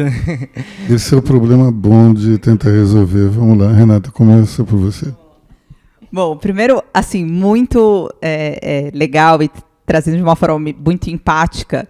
A Letícia está aqui comigo também, enfim, trabalha comigo, tem 19 anos, um talento, e eu acho que a pergunta que a gente mais recebe é essa, né? Como organizar a agenda? Então, não é uma dor só sua, tá? Eu acho que trabalhando de uma forma muito empática, que eu até gero muito conteúdo sobre isso, e são os conteúdos que mais engajam. É impressionante como as pessoas querem entender. Não tem uma fórmula mágica, já antecipando aqui, não tem uma fórmula mágica, mas tem um componente que eu acho que é muito importante, que eu vejo a Renata dos 16 anos e a Renata hoje com 43 usando esse componente de uma forma quase que negociável, que é a famosa disciplina. Né? Eu também aprendi com meu pai, né, que quando você quer que uma coisa funcione, você tem que pedir para a pessoa mais ocupada. Geralmente, a pessoa mais ocupada é a que também tem maior disciplina para saber fazer as suas escolhas e as suas priorizações. E, acima de tudo, que é uma regrinha que eu acho que funciona muito, é a gente falar o óbvio e ser vocal. Né? Então, quando eu estou com o meu time, eu deixo claro para eles, pessoal, aqui, que nem a Cris, vamos usar esse exemplo. Pessoal, olha, a gente tem até as 19 horas, vamos ser pontual, um exemplo. Não, eu entro numa reunião, pessoal, olha, nós estamos aqui porque essa reunião tem esse objetivo, a gente precisa sair daqui com essa deliberação, nós temos 40 minutos para tocar essa agenda, bababá. Então, assim, ser vocal, né, naquilo do porquê que você escolheu priorizar aquele tema na tua agenda e o que você espera das pessoas, isso também transborda para as questões de âmbito pessoal, né? Então, você imagina quanto foi desafiador para mim também, que comecei muito jovem, fui mãe muito jovem, assumi cargos de liderança muito jovem, né? Chegar em casa e dizer, né, para o meu filho, hoje, que tem em mim uma pessoa que ele admira muito, e dizer assim, Bruno, é uma escolha minha. Então, o tempo que eu estou com você é um tempo que eu realmente escolhi estar com você. Mas assim como você é importante, muito importante, sem dúvida nenhuma, a coisa mais importante que a gente tem, estar, né, às 8 horas da manhã no escritório e sair às 7 horas da noite, 8 horas da noite, também é importante. Né? Ele nunca viu uma fala minha, né, me vitimizando, porque eu tenho que ir trabalhar e é tão difícil conciliar você e o trabalho. Não, Bruno, eu escolhi trabalhar. Eu quero trabalhar, faz parte daquilo que me faz ser, inclusive, uma boa mãe para você, uma boa esposa para o seu pai. Então, eu acho que isso eu vejo muito também aqui para as mulheres, né, que aqui estão, que vão passar por esse desafio da maternidade. Não é fácil, né, Cris? A gente sabe, o coração fica apertado, mas o quanto é importante a gente ensinar os nossos filhos a fazerem escolha. Né? Hoje eu vejo, né, o Bruno com muita tranquilidade, olhando para mim e dizendo assim, mãe, é isso. Eu falei, puxa, você não vai lá, né, hoje? Ele falou, mãe, eu escolhi estar trabalhando com 18 anos, eu tenho um compromisso com a minha empresa e eu tenho que estar em João Pessoa, né, porque eu tenho um trabalho a fazer. Então, porque ele viveu isso dentro de casa, né? Ele me viu fazendo escolhas todos os dias. Eu saía de casa intencionalmente, o que eu falei da intencionalidade, porque eu queria trabalhar, porque eu queria, né, ser alguém, porque eu queria ganhar meu dinheiro, porque eu queria deixar minha digital, porque eu queria construir uma coisa diferente do que meu pai construiu. Então, ser vocal e falar sem vergonha, né, do que é importante para você é muito importante, e ter realmente essa disciplina. Eu acho que quem me conhece aqui sabe que a minha rotina começa todos os dias às 4h40 da manhã. Né? E o meu compromisso comigo, né? Com o meu autocuidado, que é algo que eu não posso deixar na mão de ninguém. Né? Então, eu acordo todos os dias porque é importante para mim fazer a minha atividade física, ter o meu momento de descompressão, né? Chegar cedo no escritório é uma coisa que eu gosto, eu trabalho muito no presencial, gosto de estar lá com os times, viajar, fazer aquilo que é importante para mim, mas com muito discernimento, né? nas minhas escolhas. E eu acho que, Rafa, assim, ter muita... Eu gostei muito, não é tanto da sua pergunta, mas eu queria te elogiar sobre isso, porque eu acompanho você. Assim, ambicionar, não tem nada de errado nisso, pessoal. De novo, tudo é o como. Né? Jogando nas 4 linhas, e todo mundo aqui, graças a Deus, teve a oportunidade de ter pais, né, com valores muito sólidos. Isso tem um valor enorme, inclusive no networking que vocês vão promover aqui. Pessoas que provavelmente tenham tido um repertório muito valioso, né, de bons pais aqui com valores íntegros, mas ambicionar e jogar dentro das 4 linhas é uma gasolina importante, porque vai ter momentos que você vai achar que os pratinhos estão caindo, que não deu tempo de fazer tudo, que é difícil, né, que a faculdade puxou mais, etc. Mas saber, né, que você quer desenvolver algo para chamar de seu, eu acho que é muito importante e ajuda a gente a fazer melhores escolhas. Você sabe que a pergunta é interessante demais e não tem resposta para esse assunto matemática precisa. Tem uma questão de aprendizado nisso aí, né? Eu era eu tenho tempo de carreira, mas eu me lembro de momentos em que eu me desesperava com as coisas que eu tinha para fazer, porque eu estava em faculdade, trabalhava aqui, tinha namorada, tinha outros interesses, e eu me lembro, e também é uma diferença muito grande da geração de vocês para a minha geração. Talvez a priorização a algumas coisas que eu dei na minha vida é diferente daquelas que eu vejo que as novas gerações estão dando, e elas estão muito mais certas, porque tem discernimento, tem conhecimento, tem informação, isso. Eu me lembro que eu tinha 22 anos, eu era gerente dessa firma aqui já. E eu me lembro que eu fui parar um dia do cliente da reunião para o hospital, porque eu passei mal na reunião com o cliente. Eu tinha terminado a faculdade, estava iniciando o meu MBA, estava estudando inglês, tinha namorada, atendia clientes, alguma coisa ia dar errado. Então tem um aprendizado nessa história toda, e que eu acho que vocês têm oportunidade, até pelo conhecimento, pela informação, pelo acesso, pela origem de vocês, pelos pais que têm, pelas referências que vocês podem se espelhar, de olhar para isso. Renata comentou da disciplina, eu acho que o segredo de tudo é a disciplina. Sozinha não resolve. Disciplina e limite. Saber falar não para as coisas, limitar as suas coisas. Eu tenho um exercício que eu faço, eu aprendi há muito tempo, de organizar minha agenda com muita antecedência.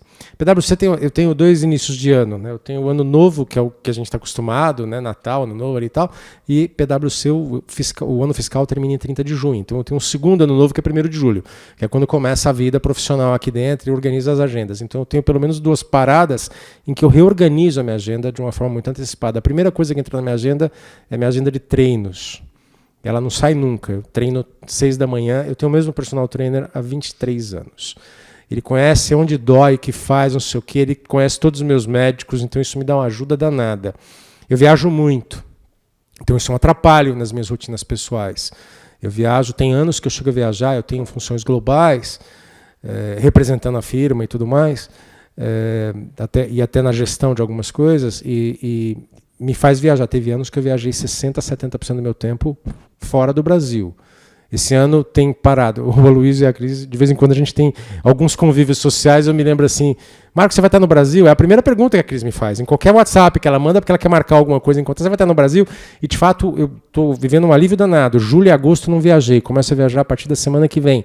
E eu vou ficar quase 2 meses fora, indo e vindo, coisa assim. Então, a disciplina é fundamental. O que eu faço? Eu treino quando eu estou lá. Então, a primeira prioridade para mim é isso, porque isso me ajuda, isso me equilibra, isso me traz. Eu leio muito. Ô, então, Marco, a segunda pergunta é, a Meilin vai ter conference call?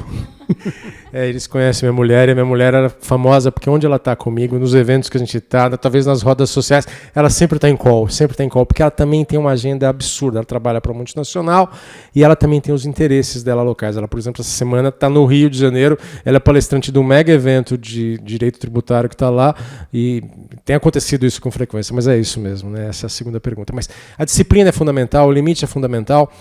Você não vai achar uma resposta nunca, porque os interesses também aparecem e você vai querer testar coisas novas, você vai querer renovar, então você tem que saber abrir mão. Delegar é fundamental. Sexta-feira passada eu faço parte de um negócio que é para um grupo bem restrito de CEOs, que chama CEO Legacy, que é de uma instituição de ensino muito grande aqui no Brasil, e é um grupo de convidados que eles têm, a gente mantém uma jornada por um tempo juntos aí, eu já estou com eles há um tempinho, e na sexta-feira nós ficamos o dia inteiro discutindo um assunto, e o assunto era tempo. Era tempo. A gente ficou 8 horas discutindo tempo. E sobre todas as suas facetas. A gente falou de psicólogo, psiquiatra, cientista, físico, matemático e um antropólogo para falar sobre o tema tempo. E mostrar quão importante é a gente fazer uma reflexão.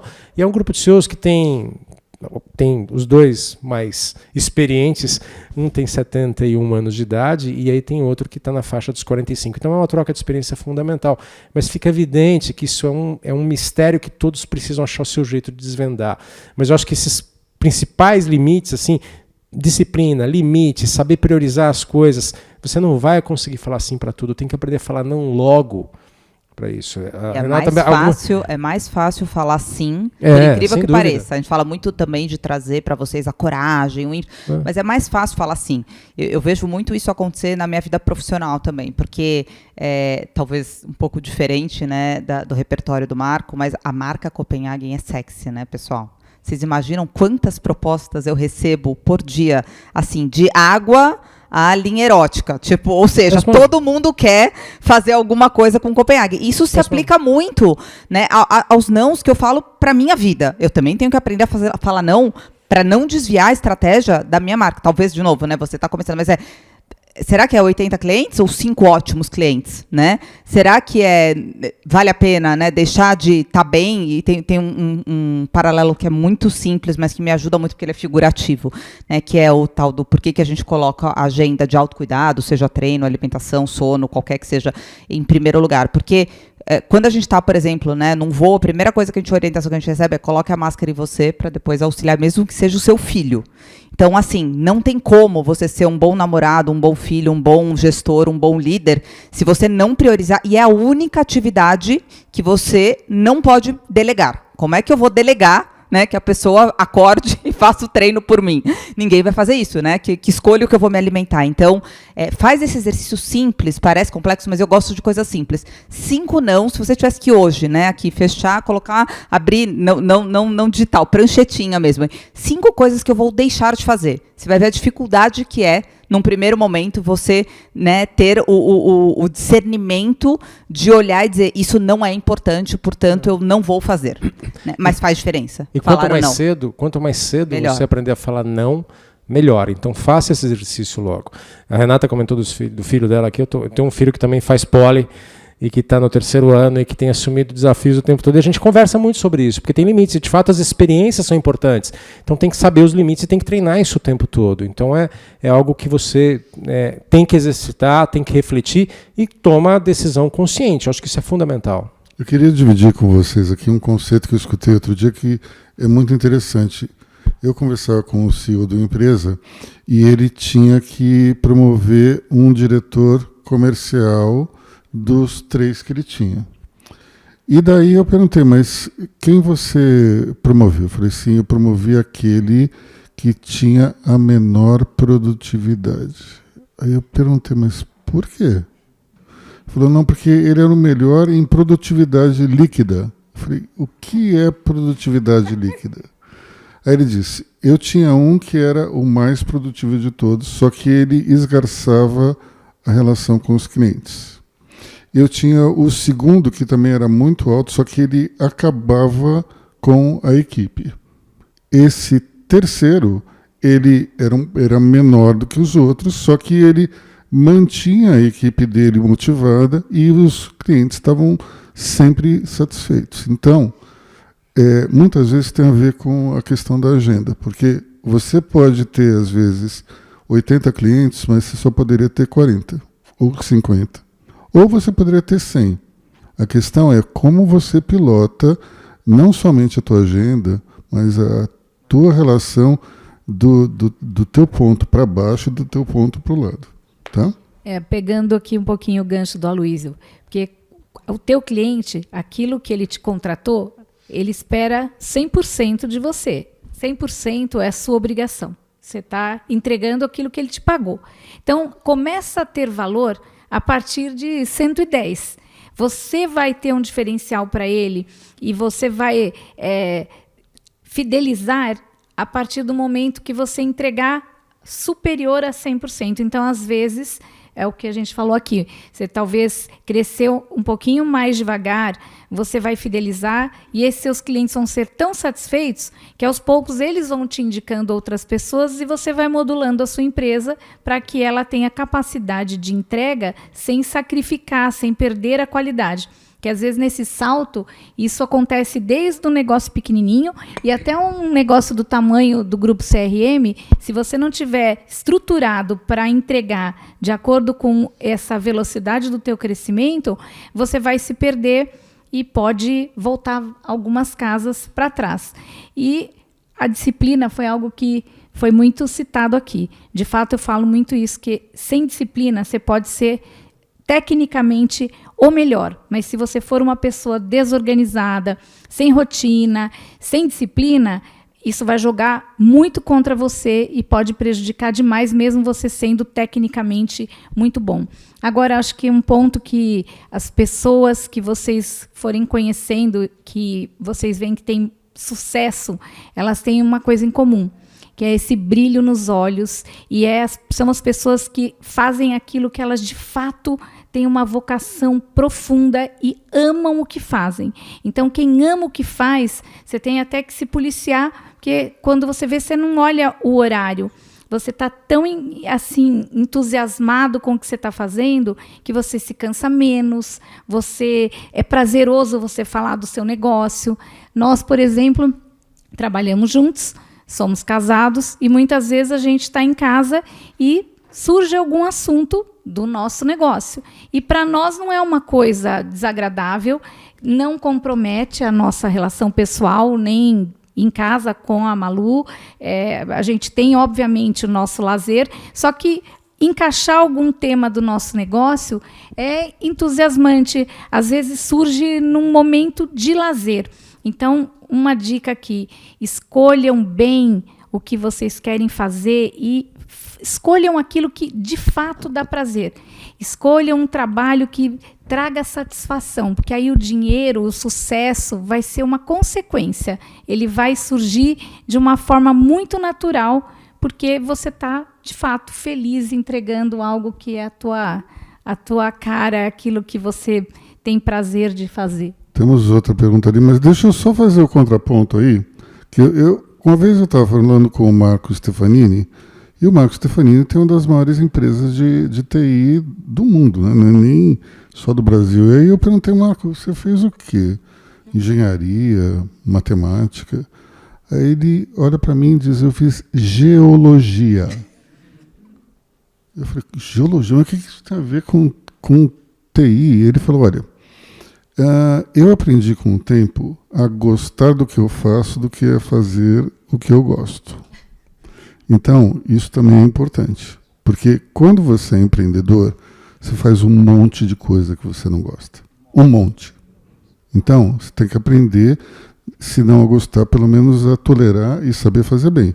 E, por exemplo, eu não tenho a menor capacidade de gerir finanças, só que eu faço isso.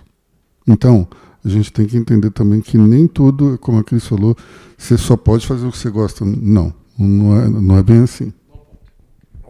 Vamos lá. Oi.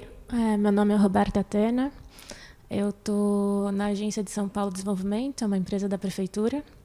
E eu fiquei muito intrigada com a história da Renata.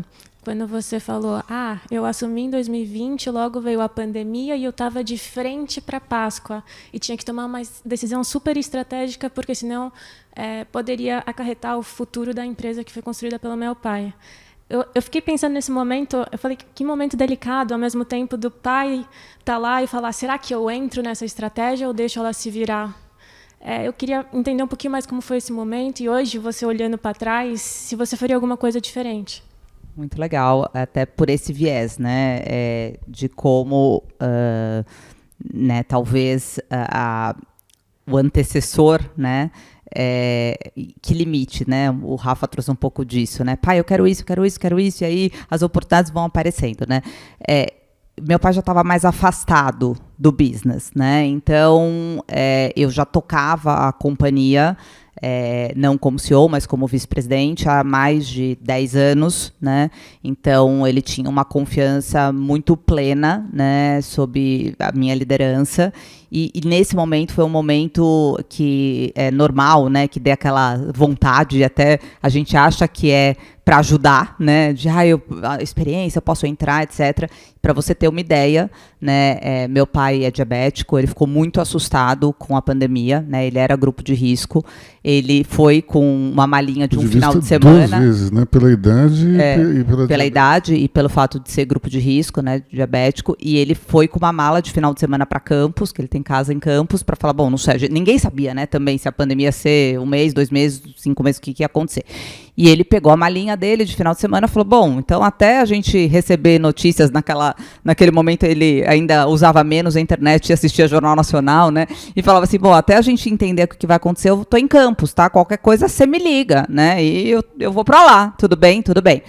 E de lá, né, ele chegou e ficou por 6 meses. Meu pai não voltou antes de 6 meses, não deixou a gente ir visitá-lo, né, e me lembro, assim, que ele fez, sem brincadeira, acho que umas 2 ou 3 ligações no máximo durante esses 6 meses, ao ponto de eu vender a companhia e ele participar de videoconferência de roupão, né? Então, assim, foi esse nível de autonomia que ele me deu, né? E foi muito importante porque olha como eu acredito muito em construção, né, sob o aspecto daquilo que a gente consegue legitimar, porque é muito difícil você falar em construção se você cai em contradição na primeira tentação que você tem. Então, ele me deu muita autonomia, e qual foi o recado que eu absorvi? Foi, puxa, eu tenho que ter ainda mais responsabilidade, porque quando a gente recebe autonomia, significa que a gente está preparado para lidar com aquilo com muita responsabilidade.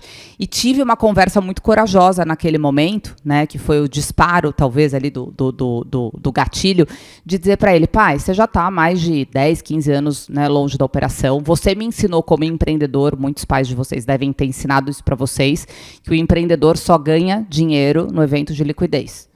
O empreendedor que quiser ganhar dinheiro enquanto estiver empreendendo vai fazer errado. Tudo que o meu pai ganhou, uma vida, ele continuou colocando no negócio para crescer, para comprar marca, para fazer indústria, para fazer expansão, etc., de uma forma muito consciente. O empreendedor continua acreditando na sua ideia, na sua proposta e investindo.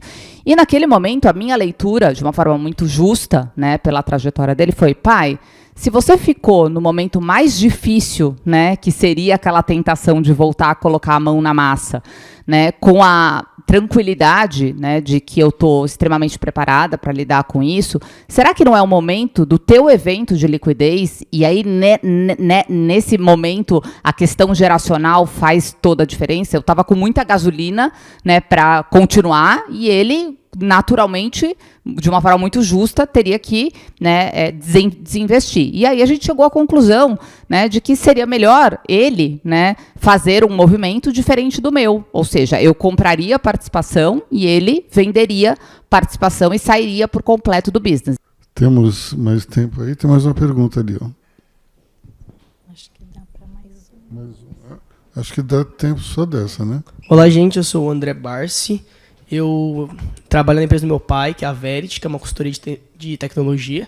Que atende inteligência artificial, experience e também a parte tech. E, bom, a gente trouxe aqui vários temas de questão de conhecimento. E eu acho que vocês, aqui todo mundo sabe que conhecimento nunca é demais e que a gente vai fazer isso pro resto da nossa vida, desde jovem até a fase adulta. Uma coisa que me pegou foi o que o Marco falou, que acho que você parou, você trabalhava na PwC como trainee, estagiou e tal, você parou e começou a estudar fora. Você falou que foi para Nova York, foi para o Canadá e tal. Quando a gente pensa, puxa, eu conheço vários CEOs que falam, caramba, você precisa trabalhar, você precisa se dedicar e tal. Outros falam, não, você tem que dedicar sua vida estudando. Então, puxa, qual é a visão de vocês dois em relação, puxa, eu sei que eu tenho que estudar, sei que eu tenho que buscar conhecimento novo, porque eu realmente passo por isso. Tá acontecendo um carrossel de um monte de coisa na minha vida, matéria, um monte de coisa, e eu sempre tive a cabeça, vou para fora. E aí as coisas começam a mudar. Como que é essa busca de conhecimento? Puxa, eu tenho que calmar, ter paciência, entender quais são as oportunidades que estão por vir e buscar aprender mais, ir para fora, me conectar. Queria saber essa sua trajetória, como foi ir para fora, como você parou, como que é tudo isso, porque no final do dia, eu penso em ir para fora, pegar conhecimento, mas e essa volta? Como ela funciona?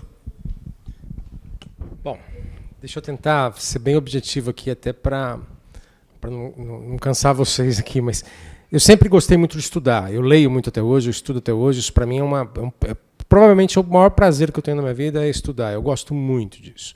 Talvez até isso se conecte com a profissão que eu tenho, porque ela depende desse tipo de coisa também. Acho que daí vem talvez essa relação. E quando eu estava terminando a minha faculdade, eu era ainda pouco tempo aqui dentro, eu tinha convicto que eu iria fazer o meu mestrado. Era a primeira coisa que eu tinha na minha cabeça. Podia adiar, podia não adiar e tal, mas eu ia fazer. E eu achei um caminho e achei a porta aberta. Encontrei eco aqui para poder fazer esses projetos, até porque se alinhava com o que a gente estava falando, né? Na área de finanças. E aí, dali começou uma trajetória muito longa minha. Ao longo do tempo aqui dentro, eu já fiz tudo na PwC. Então, eu comecei na área de auditoria, mas depois eu fui responsável pela área de treinamento da PwC, pela área de recursos humanos. Depois eu me especializei na área de International Capital Markets, isso que me levou para estudar fora e também para trabalhar fora. Eu depois resolvi aprofundar na área de estratégia. Pessoal, 40 anos dá para fazer muita coisa, né?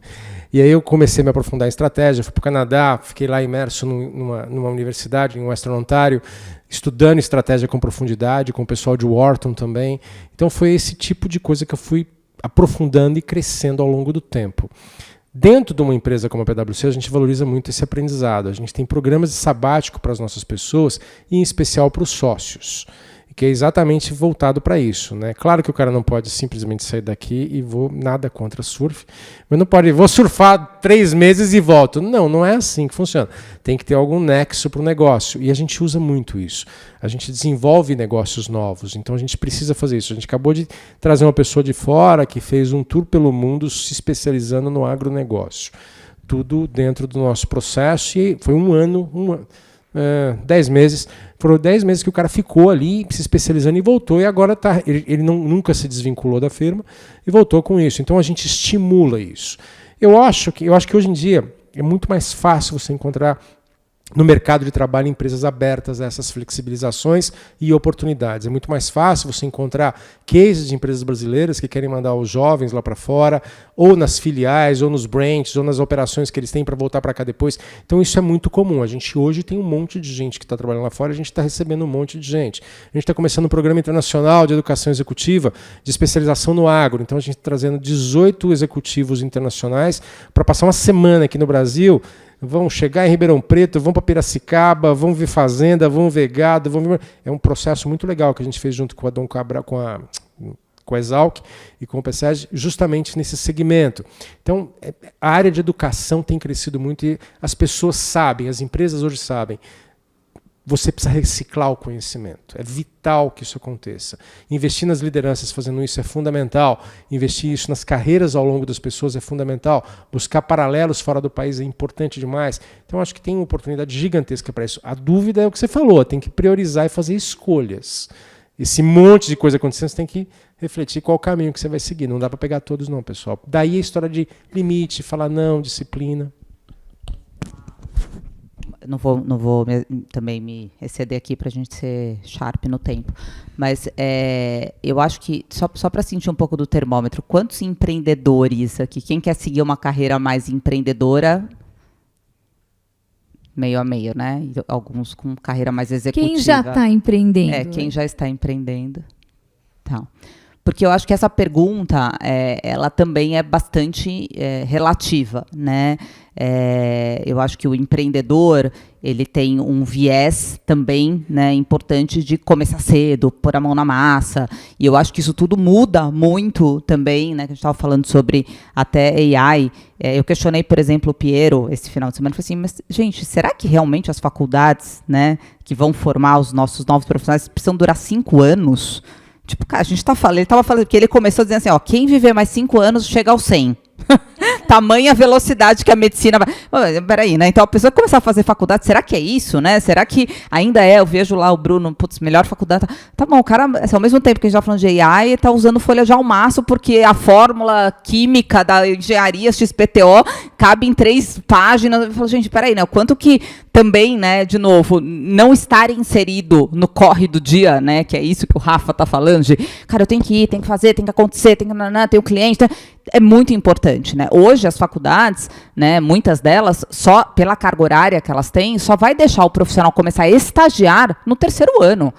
Eu, sinceramente, olhando para o meu repertório, eu fico, assim, desesperado. Falo, meu Deus, né? Essa garotada precisa começar a entender o que é gestão de agenda, o que é entrar, fazer, acontecer, ter o seu primeiro dinheiro, competir. Porque, pensa, o cara tá com 20 anos, ele não trabalha, não é porque ele não quer, né? Ele tá na faculdade, melhor faculdade, na Poli, na Mauá, não sei o quê, trabalhando integral e recebendo mesada, porque esse cara precisa viver, ele tem namorada, ele, né, minimamente, se ele tá fazendo uma faculdade, ele tá investindo, isso, ele precisa ainda viver sem o seu orçamento que ele gera, né, sobre aquilo que ele trabalha. Então, eu acho que tem uma ressignificação, né, que começa com o que a gente falou, de escolhas, o que eu quero empreender, quero seguir uma carreira executiva, né, quero estudar fora, quero estudar aqui, então, as escolhas também vão direcionar muito, né, e tentar, aí o que eu deixo de dica complementar é assim, não deixem de aproveitar as oportunidades que não envolvem uma escolha, talvez, mais drástica, profissional. Vou morar fora. Mas tem gente que nem aqui está. Né? E às vezes a gente fala, puxa, será que é isso? Né? Eu não posso nem participar de um grupo de network, será que eu não posso fazer um summer? Eu não vou conseguir estudar fora, mas se a minha família puder, eu posso fazer um summer, eu posso buscar, né, um estágio nas férias. Como é que vocês podem, dentro das licenças que vocês têm, né, de acordo com cada escolha, não desperdiçar nenhuma oportunidade, né, que vocês tenham de tentar experimentar para que vocês possam fazer melhores escolhas, tendo vivido, mesmo que em doses um pouco mais experimentais, né, homeopáticas, mas que são tão importantes, às vezes, para a gente ter elucidação daquilo que a gente quer. E não tem uma fórmula, não tem one size fits all, né, não tem um único jeito de fazer isso. Né, depende do que cada um quer e do que cada um busca. Deixa eu só fazer uma amarração aqui nessa conversa. Se eu pudesse eleger uma só pessoa, digamos, que eu tenha visto nos últimos tempos, e dizer, esse cara está no topo da lista do brilhantismo e da capacidade, eu diria que é o André Esteves. E o André Esteves, as pessoas geralmente exaltam a sagacidade dele, a inteligência, e ele de fato é uma pessoa sagaz e inteligente. Mas ele tem duas características que são super importantes, que eu acho que levaram ele até o momento onde ele está e vai levar ele ainda mais longe. Uma é a curiosidade. Então, você falou sobre a questão trabalhar ou estudar. Né? A curiosidade te leva ao estudo enquanto você trabalha, porque você vai se reciclando continuamente. Mas o mais importante é que a curiosidade te leva a conversar com as pessoas e aprender através dessas conversas. Isso ele faz como ninguém. As pessoas vão lá falar com ele e acabam achando que vão fazer perguntas e ficam dando respostas contínuas, porque ele vai perguntando. Ele quer saber o que aquela pessoa tem de interessante. Ele geralmente acaba tirando informação que vai ser importante para uma outra coisa, para uma outra ideia. Ele vai juntar um lé com um cré e vai puxar alguma coisa interessante. A segunda coisa é a criatividade. E a criatividade, ela vem, muitas vezes, da informação que você juntou. A criatividade, às vezes, não é uma ideia que surgiu do nada. Às vezes é uma ideia que ficou ali, sendo trabalhada no fundo do seu cérebro, e ela surge porque você tem acesso a alguma coisa que vai te dar a sacada. Então, muitas vezes, quando você acha que chegou ao final das ideias, vem alguma coisa nova e você tem uma sacada. Por exemplo, a Renata, ela criou o meu ovo de Páscoa favorito, que é o da Lajotinha. Quando achava que ela não poderia surpreender, aí ela conseguiu, através da Brasil Cacau, fazer o ovo de Páscoa do Lolo, que é absolutamente maravilhoso. Então, muitas vezes é simplesmente você juntar duas ideias e ter uma terceira que é brilhante. Então, essa questão do estudo, do trabalho, dá para fazer tudo ao mesmo tempo, só que cada um tem o seu limite. Cada um consegue estudar mais do que o outro, ou um estuda menos, ou o outro trabalha mais. Vocês têm que encontrar qual é a fórmula ideal para vocês. Até onde vocês podem ir de estudo, de trabalho. Como a Renata falou, tem gente que está na faculdade, não consegue ainda trabalhar e tal, mas cada um vai encontrar o seu jeito. Para mim, esse é o ponto. E essa é uma lição maravilhosa que a gente tirou aqui de hoje. Cris. Bom, para encerrar, acho que a gente falou um pouquinho aqui, né, de carreira, de empreendedorismo ou de uma vida executiva. Então, ao longo da vida, nem todas as pessoas começam empreendedoras e seguem empreendedoras, ou começam uma carreira executiva e ficam até o fim da sua trajetória como executivos. Tem pessoas que seguem essa carreira, como o Marco tem uma carreira brilhante aqui na PwC, se tornou sócio, mas é uma carreira executiva.